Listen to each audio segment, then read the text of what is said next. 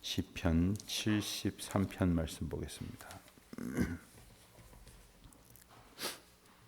시편 73편 말씀 1절부터 28절까지의 말씀 우리 한 목소리로 천천히 봉독하겠습니다.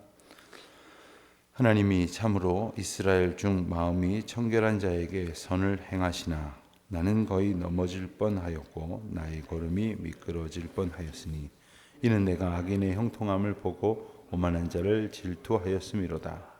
그들은 죽을 때에도 고통이 없고 그 힘이 강건하며 사람들이 당하는 고난이 그들에게는 없고 사람들이 당하는 재앙도 그들에게는 없나니 그러므로 교만이 그들의 목걸이요 강포가 그들의 옷이며 살찜으로 그들의 눈이 솟아나며 그들의 소독은 마음의 소원보다 많으며 그들은 능욕하며 악하게 말하며 높은 데서 거만하게 말하며 그들의 입은 하늘에 두고 그들의 혀는 땅에 두루 다니도다. 그러므로 그의 백성이 이리로 돌아와서 잔에 가득한 물을 다 마시며 말하기를 하나님이 어찌하랴 지존자에게 지식이 있으랴 하는도다. 볼지어다 이들은 악인들이라도 항상 평안하고 재물은 더욱 불어나도다. 내가 내 마음을 깨끗하게 하며 내 손을 씻어 무죄하다 한 것이 실로 헛되도다. 나는 종일 재난을 당하며 아침마다 징벌을 받았도다. 내가 만일 스스로 이르기를 내가 그들처럼 말하리라 하였더라면 나는 주의 아들들의 세대에 대하여 악행을 행하였으리라. 내가 어쩌면 이를 알까 하여 생각한즉 그것이 내게 심한 고통이 되었더니 하나님이 성소에 들어갈 때에야 그들의 종말을 내가 깨달았나이다. 주께서 참으로 그들을 미끄러운 곳에 두시며 파멸을 던지시니 그들이 어찌하여 그리 갑자기 황폐되었는고 놀랄 정도로 그들은 전멸하였나이다. 주여 사람이 깬 후에는 꿈을 무시함같이 주께서 깨신 후에는 그들의 형상을 멸시하리이다. 내 마음이 산란하며 내 양심이 찔렸나이다. 내가 이같이 우매무지함으로 주 앞에 짐승이오나 내가 항상 주와 함께하니 주께서 내 오른손을 붙드셨나이다. 주의 교훈으로 나를 인도하시고 후에는 영광으로 나를 영접하시리니 하늘에서는 주 외에 누가 내게 있으리요 땅에서는 주 밖에 내가 사모할 리 없나이다. 내 육체와 마음은 쇠약하나 하나님은 내 마음의 반석이시요 영원한 분깃이시라. 무릇 주를 멀리하는 자는 망하리니 음녀같이 주를 떠난 자를 주께서 다 멸하셨나이다. 여호와께 가까이함이 내게 복이라. 내가 주 여호와를 나의 피난처로 삼아 주의 모든 행적을 전파하리이다. 아멘. 오늘 시편 73편에는 아삽의 시라는 부제가 붙어 있습니다. 그러면서 또 여러분 가지신 성경 중에 어떤 성경에는 73편 앞에 제3권 이렇게 표시가 되어 있는 성경도 있으실 것입니다. 성경이 이제 편집된 후에 이제 한참이 지나서 우리가 아는 것처럼 권의 배열이 이렇게 정비가 되고 그리고 장과 절이 나누어졌습니다. 그러면서 시편의 경우 이제 시를 모아놓았다 하여 시편이라 이렇게 부르는데 150편의 시를 이렇게 모아놓으면서 시편 나름대로의 어떤 기준과 분류에 따라서 이렇게 배열을 했다고 하는 것을 우리가 알 수 있습니다. 그 가운데 전체 150권의 시를 또 5권의 어떤 이렇게 묶음으로 이렇게 나누어 놓았습니다. 그래서 이제 1편부터 41편까지 그리고 42편부터 어제 우리가 보았던 72편까지 그리고 73편부터 89편까지 그리고 90편부터 106편까지 그리고 107편부터 나머지 150편까지 이렇게 5권으로 이렇게 나뉘어져 있는데 어떤 내용상의 차이도 있지만 또 어떤 그 차이점에는 오늘 시편과 마찬가지로 72편과 73편 이하의 차이라고 두드러지게 볼 수 있는 것은 72편까지의 시는 주로 다윗의 탄원시, 참회시 그리고 간구의 노래가 많이 있었다고 한다면 73편 이후에는 이 다윗보다는 다른 저자들의 시가 많이 있습니다. 특별히 아삽의 시가 다수 이렇게 포함이 되어 있습니다. 그 시편 그 73편은 그런 의미 가운데에서 다윗이 노래하는 분위기와는 조금 다른, 그러나 다윗이 간구하는 그런 기도의 주제인 악인의 형통함에 대한 그 인간적인 안타까움을 토로하는 그러한 시가 바로 시편 73편입니다. 우리가 이 세상에서 내가 형통하지 않는 것도, 내가 이렇게 순탄하게 살아가지 못하는 것도 참 괴롭고 속상한 일이지만, 내 눈에 볼 때 누가 봐도 악인이라고 말할 수 있는, 적어도 상대적으로 그렇게 느낄 수 있는 이가 형통하는 모습 때문에 괴로워할 때가 참 많이 있습니다. 참 속상해할 때가 있습니다. 그러면서 또 이렇게 예수 믿고 하나님의 백성으로 살아가면서는 그런 것 너무 속상해하거나 배 아파하거나 미워하면 안 된다 하는 그러한 생각에 이렇게 갇혀 있을 때가 있습니다. 그런 오늘 시편을 보면 하나님의 사람이 하나님 앞에 그 마음의 속상함을 토로합니다.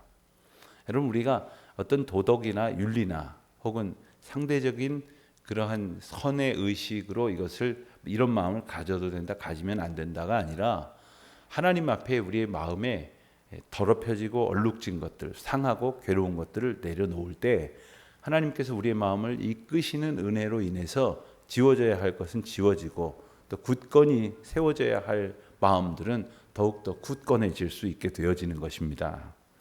오늘 말씀을 보면 그렇게 악인의 형통하는 모습 때문에 괴로워하지만 결국에는 하나님의 참된 뜻이 무엇인지를 깨닫는다는 그 결말을 보면서 그와 같은 깨달음을 얻는다는 이야기가 나옵니다. 특별히 1절부터 6절까지의 말씀은 하나님께서 마음이 정결한 의인에게 복 주신다는 사실을 알면서도 현실 속에서 악인이 형통하는 것을 보면서 우리가 하나님의 공의를 의심하고 또 우리의 삶의 방향마저도 이렇게 잃어버리는 것처럼 되기 쉬운 우리의 연약한 모습을 고백하는 그러한 내용을 보게 됩니다. 그렇지만 이 고난이 없는 삶이라는 것은 교만해지기 쉽습니다.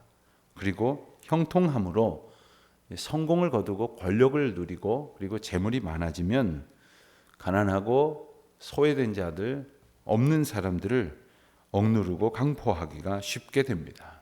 이 교만해지고 강팍해진 그런 마음은 하나님의 진노를 부를 수밖에 없기 때문에 악인의 형통이라는 것이 결코 부러워할 만한 것이 못 된다라는 고백을 하고 있는 것입니다. 오늘 말씀에도 보면 이제 1절, 2절에 이제 그와 같은 마음으로 이제 자신의 낙심하고 괴로워하는 심정을 토로합니다마는 그것이 3절에 보는 대로 악인의 형통함을 보고 또한 오만한 자를 질투하였다 하는 것이죠. 그러니까 하나님께서 우리를 다스리신다고 하는, 그래서 우리에게 주시는 성품의 은혜, 성품으로 하나님 앞에 나아가는 자세를 보는 것이 아니라 우리가 인간적으로 혹은 이 세상에서 세속적인 그러한 기준 가운데서 누가 성공을 거두고 누가 형통해 보이는가를 놓고 내 마음을 이제 어디에 향하고 있는지를 깨달았다는 것이죠.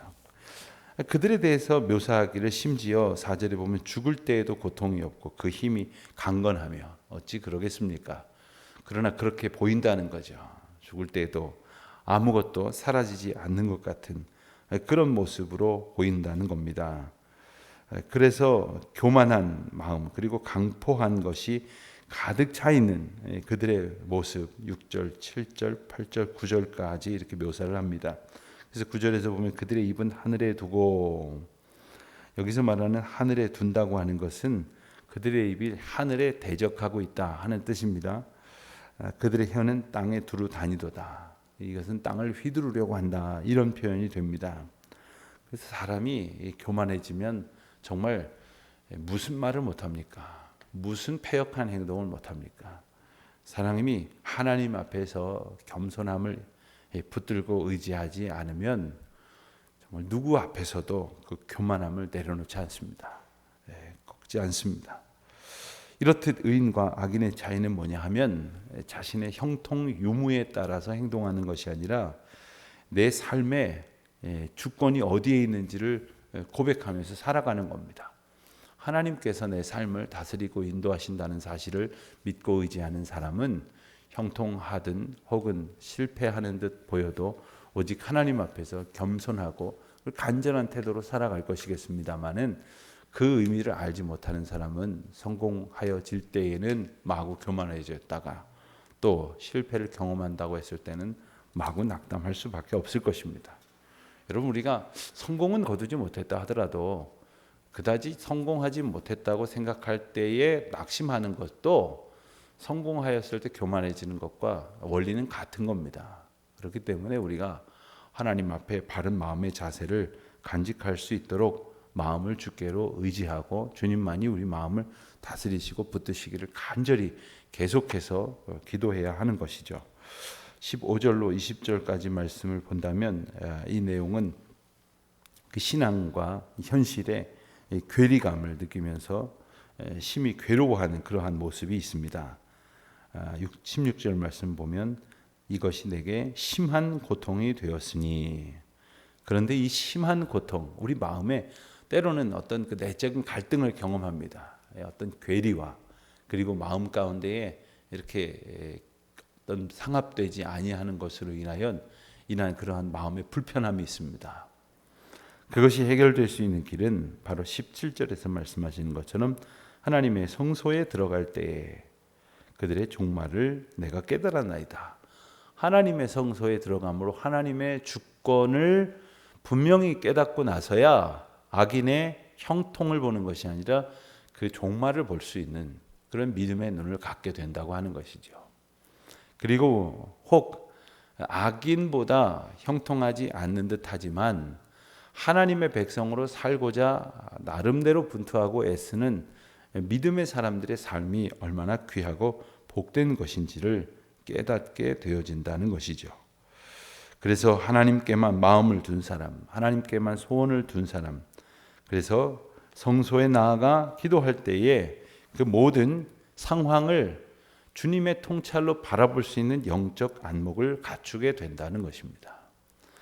여러분, 그런 찬양이 있지 않습니까? 사람을 보고 세상을 보니 만족함이 없었다. 그러나 나의 하나님 그분을 볼 때 나는 만족하였다. 이런 찬양의 가사를 아실 것입니다. 세상을 보고 사람을 아무리 바라보고 아무리 생각하고 아무리 연구하고 아무리 숙고한다고 해도 거기에서 답을 찾을 수 없으면 물론이고 그 어떤 한 줄기의 소망도 우리가 발견할 수가 없습니다. 그러나 하나님 앞에 나아갈 때에 성소에서 하나님의 임재와 하나님의 우리를 인도하시는 은혜를 비로소 볼 때에 주님의 마음을 알게 되고 주님의 눈을 갖게 되어 주님께서 바라보게 하시는 대로 봄으로써 그제서야 주님의 통찰을 얻게 되어지는 것이죠. 그래서 오늘 말씀의 결론과도 같은 말씀이 바로 28절에 나와 있지 않습니까? 하나님께 가까이 함이 내게 복이라. 내가 주 여호와를 나의 피난처로 삼아 주의 모든 행적을 전파하리이다. 여러분, 우리는 이제 내게 복이라 할 만한 것들을 참 세상에서 끊임없이 찾고 있습니다. 이 말씀 아멘 하면서도 또 이 말씀 붙들고 살아간다고 하면서도 그러기를 한 해 두 해가 아니라 20년 30년 평생을 살아간다고 하더라도 우리는 또 많은 시간 종종 거의 전부의 시간에 하나님을 가까이 함이 내게 복인데 하나님을 가까이 하는 것뿐만 아니라 하면서 이것을 내버리지는 않지만 또 내가 원하는 세상의 모든 것을 또 다 얻으려고 하는 그런 생각도 겸하여 갖고 있다고 하는 것을 우리가 깨닫게 되어지는 것이죠. 그런데 그 전에 기억해야 될 말씀이 바로 27절에 대조되어서 나옵니다. 주를 멀리하는 자는 망하리니 음녀같이 주를 떠난 자는 주께서 다 멸하셨나이다. 우리는 과연 이 28절에 말하는 것처럼 하나님을 가까이 하며 살아가는 사람인지 아니면 27절의 말씀처럼 주를 멀리하는 자였는지, 과연 우리는 어떤 마음을 가지고 살아가고 있는지, 어떤 소원을 가지고 살아가고 있는지, 우리는 무엇을 보면서 기뻐하고 있는지, 또 무엇을 보면서 깨달아 악인처럼 교만하지 않아야 되겠다고 생각을 하는지, 아니면은 형통하였으나 오만한 자처럼 살아가지 말아야 하겠다고 생각을 하든지, 오직 우리가 세상에서 부러워하는 것을 가진 사람을 그저 하나님 알지 못하는 사람들이 부러워하는 그런 눈으로만 볼 것인지, 아니면 하나님께서 보게 하여 주시는 것으로 그 악인의 종말뿐만 아니라 믿음을 지켜 살아가는 사람에게 주시는 순간순간의 은혜를 볼 것인지, 오늘도 하나님을 가까이 함이 내게 복이라 하는 이 고백을 붙들고 또한 이 고백 가운데 살아가는 우리 모두가 되시기를 우리 주님의 이름으로 축원드립니다.